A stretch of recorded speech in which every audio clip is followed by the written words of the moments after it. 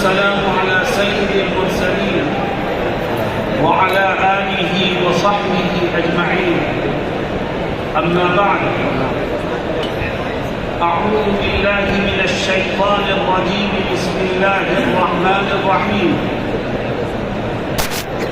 إن تنصروا الله ينصركم ويثبت أقدامكم. صدق الله مولانا العظيم. صدر محترم، اراکین جمعیت اور مغربی یوپی کے کونے کونے سے آنے والے جمعیت کے ساتھیوں، ملک کے حالات پریشان کن ضرور ہیں مگر مایوس کن نہیں ہیں. مسلمان جو خدا پر ایمان رکھتا ہے وہ حالات سے مایوس نہیں ہوا کرتا بلکہ حالات کے رخ کو موڑنے کی کوشش کرتا ہے. آج جمعیت علماء ہند نے، مولانا ارشد مدنی نے آپ کو آواز دی ہے. آپ نے اپنے گھروں کو چھوڑا، اپنے کاروبار کو چھوڑا، اپنے آرام کو چھوڑا اور یہاں تک آنے کی زحمت گوارا فرمائی. یاد رکھیے، ہم صرف سننے کے لیے جمع نہیں ہوئے ہیں، ہم دیش کے حالات کو بدلنے کے لیے جمع ہوئے ہیں. اور ہمیں یقین ہے کہ جب ہم اپنے بڑوں کی قیادت میں جمع ہوتے ہیں تو تاریخ اس بات کی گواہ ہے کہ ظالم میدان چھوڑ کے بھاگنے پر مجبور ہو. دوستوں اور ساتھیوں، آج کچھ فرقہ پرست طاقتیں ایسی ہیں جو مدارس کو نشانہ بنانا چاہتے ہیں. کبھی مدارس کو نوٹس جاتے ہیں، کبھی حساب و کتاب کے بہانے سے داخل ہونا چاہتے ہیں. میں کہتا ہوں ان مدارس کو مت چھیڑو، انہیں چلنے دو. یہی وہ مدارس ہیں کہ جن کی جدوجہد سے یہ ملک آزاد ہوا ہے. اگر دارالعلوم دیوبند نہ ہوتا، اگر وہاں کے اکابر نہ ہوتے اور مدارس کے جوان، بوڑھے اور وابستہ لوگ ملک کی آزادی کے لیے قربانیاں نہ دیتے تو آج بھی یہ ملک غلامی کی زنجیروں میں جکڑا ہوا ہے. مدارس کے لوگوں نے آزادی وطن کے لیے پھانسی کے پھندوں کو چوما، آزادی وطن کے لیے قید و بند کی صعوبتیں برداشت کی. مولانا ارشد مدنی کے والد محترم مولانا حسین احمد مدنی نے اپنے استاد محترم حضرت شیخ الہند رحمت اللہ علیہ اور اپنے ساتھیوں کے ساتھ آزادی وطن کے خاطر مالٹا کی قید میں رہ کر انگریزوں کی صعوبتیں برداشت کی. اور جب مالٹا سے آزاد ہو کر کے ہندوستان آئے تو گھر میں نہیں بیٹھے، پھر میدان عمل میں نکلے. کبھی نینی جیل میں بند کیا گیا، کبھی سابرمتی جیل میں بند کیا گیا، کبھی سہارنپور جیل میں بند کیا گیا، کبھی مراد آباد جیل میں بند کیا گیا، لیکن ہر طرح کی قربانی دی مگر دیش کی آزادی کے لیے کسی سے کوئی سودا نہیں کیا. میرے دوستوں اور ساتھیوں، جب تک اس دھرتی پر مدرسے باقی رہیں گے یہ دھرتی آزادی کا سانس لیتی رہے گی. اور جس دن مدرسوں کے اوپر قدغن لگانے والے کامیاب ہو گئے تو یاد رکھو اس دھرتی کا وجود بھی مٹ جائے. اس لیے میں ہندوستان کے سپریم کورٹ کے اس فیصلے کا خیر مقدم کرتا ہوں جس کا آپ نے ابھی حضرت مولانا اسجد مدنی نائب صدر جمعیت علماء ہند کی زبانی جس کا تذکرہ سنا. اللہ رب العزت ہمیں صحیح رخ پر کام کرنے کی توفیق عطا فرمائے۔ مسلمانوں، آج ہمارا دل دکھا، ملک کے گوشے گوشے میں نبی کریم علیہ السلام کی شان رسالت میں گستاخیاں ہو رہی، ہماری جان آپ پر فدا ہے، اور آج کوئی بھی کھڑا ہو کر نبی کی شان میں گستاخی کرتا ہے۔ لیکن مسلمانوں، ہمارا دل دکھا ہے، مگر ہمارے اوپر لازم ہے کہ ہم قانون کو ہاتھ میں لے کر کے کوئی کسی طرح کا رد عمل ظاہر نہ کریں۔ دشمن یہ چاہتا ہے کہ ہم روڈ جام کریں، دشمن یہ چاہتا ہے کہ ہم توڑ پھوڑ کریں، دشمن یہ چاہتا ہے کہ ہم قانون کو توڑیں تاکہ مسلمانوں کو جیلوں میں ٹھوسا جائے، اور جو گستاخی کا مجرم ہے اس کو پتلی گلی سے نکلنے کا موقع مل جائے۔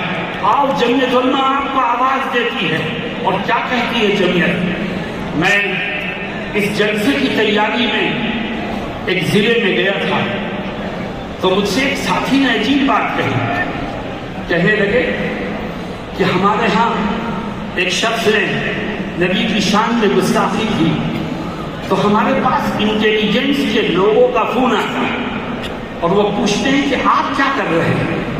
تو ہمارے ساتھی نے، جمعیت کے کارکن نے جو جواب دیا وہ مجھے بہت پسند آیا۔ اس نے کہا کہ ہم کچھ نہیں کر رہے، ہم تو ایڈمنسٹریشن کو دیکھ رہے ہیں، اب تو کرنے کا کام اس کا ہے، ہمارا کرنے کا کام نہیں ہے۔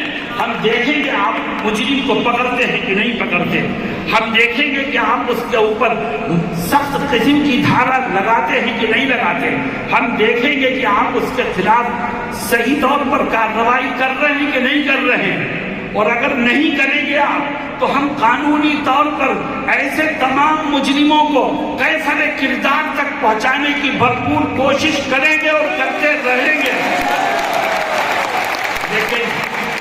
لیکن قانون کے دائرے میں رہ کر کے ہم کریں گے تو ہماری بات میں قوت پیدا ہوگی، ہم اپنے مقصد کو پانے میں کامیاب ہوں گے، اور انشاءاللہ دشمنوں کے دلوں میں ہمارا رعب بیٹھے گا۔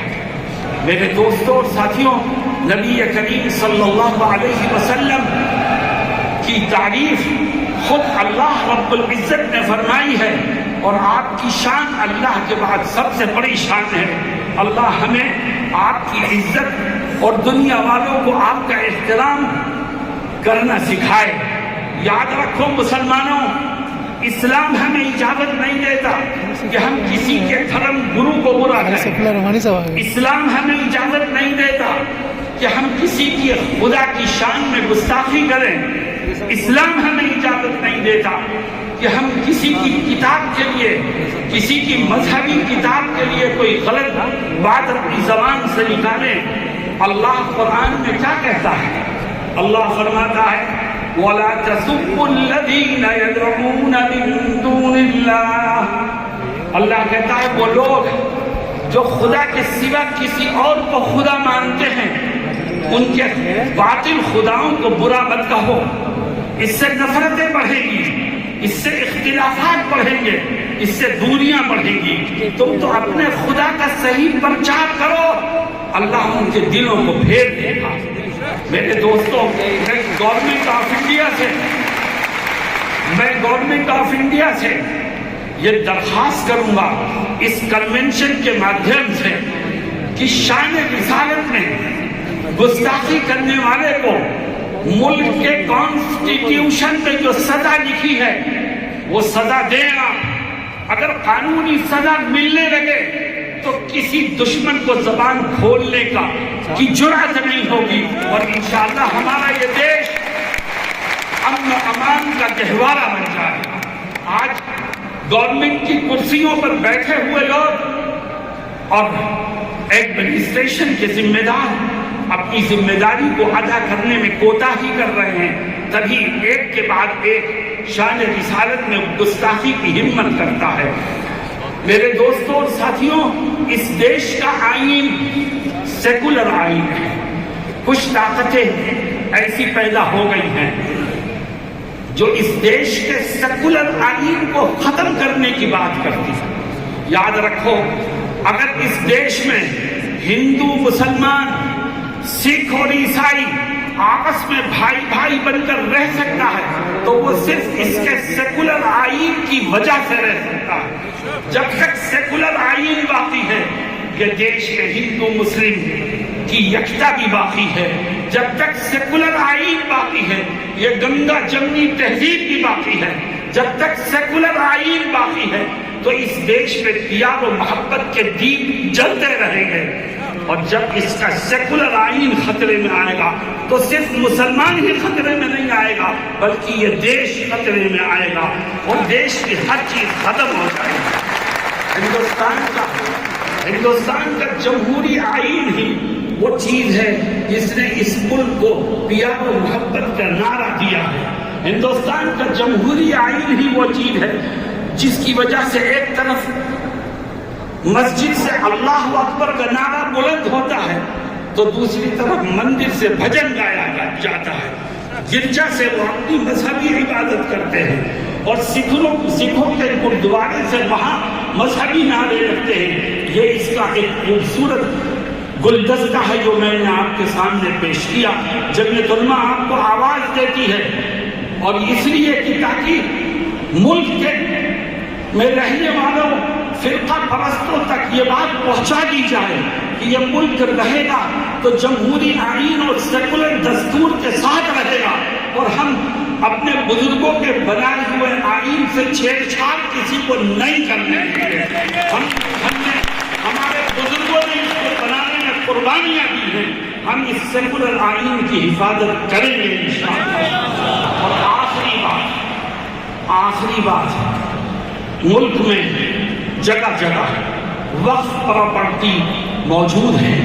مسلمانوں میں آپ سے سوال کرتا ہوں، ایک وقف کی زمین ہے جو کسی مسلمان نے وقف کی ہے مسجد کے لیے یا وقف کی ہے مدرسے کے لیے یا وقف کی ہے قبرستان کے لیے یا وقف کی ہے غریبوں اور بیواؤں کی مدد کے لیے، بتاؤ یہ وقف پراپرٹی مسلمانوں کا سرمایہ ہے کہ نہیں ہے؟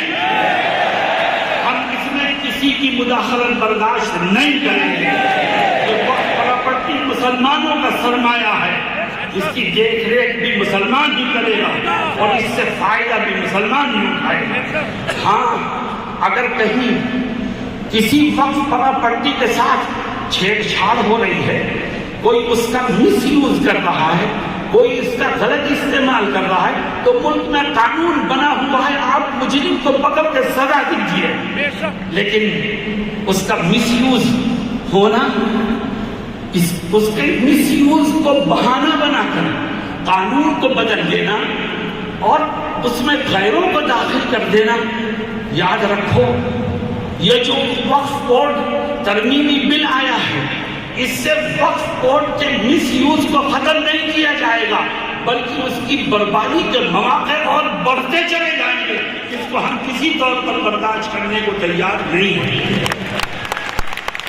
میرے دوستوں، ساتھیوں، آج صبح ناشتے پر حضرت مولانا سید ارشد مدنی فرمانے لگے کہ یہ ملک سیکولر ہے، بہت سی فرقہ پرست طاقتیں ایسی ہیں جو یہاں یکساں سول کوڈ لانے کی کوشش کر رہے ہیں۔ یکساں سول کوڈ کا کیا مطلب؟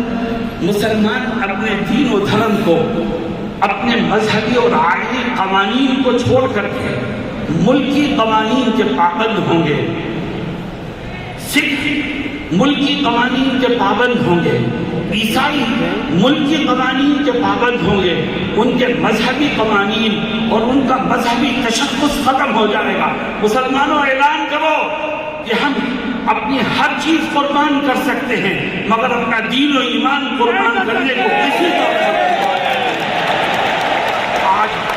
آج جمعیت نے آپ کو آواز دی ہے تاکہ جمعیت کی آواز میں آپ کے ذریعے قوت پیدا ہو اور ہمارا یہ پیغام ایوان اقتدار تک پہنچے، ہماری یہ جذبات ان کے کانوں تک پہنچے اور دیش کے حالات بدلیں۔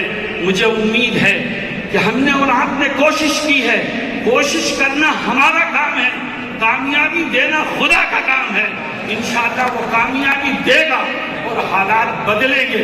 بس آپ ایک ہی نعرہ دیجئے کہ مولانا ارشد مدنی قدم بڑھاؤ، ہم تمہارے ساتھ ہیں، مولانا ارشد مدنی قدم بڑھاؤ، اللہ ہم سب کی مدد فرمائے۔ وآخر دعوانا